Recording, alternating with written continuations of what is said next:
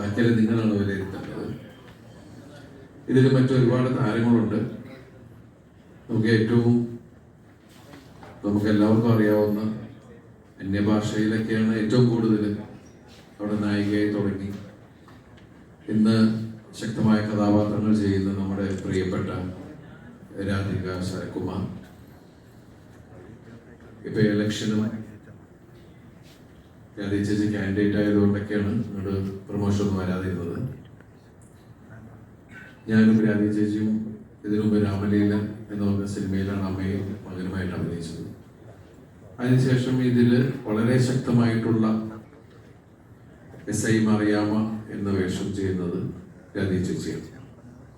അതുപോലെ ധർമ്മജൻ. പിന്നെ ഇതിൽ 5 പുതിയ നായികമാരുണ്ട്. അവരൊക്കെ നിങ്ങൾക്ക് അടുത്ത ദിവസം ഏപ്രിൽ 26-ാം തീയതി സിനിമ റിലീസാവാൻ പോവുകയാണ്.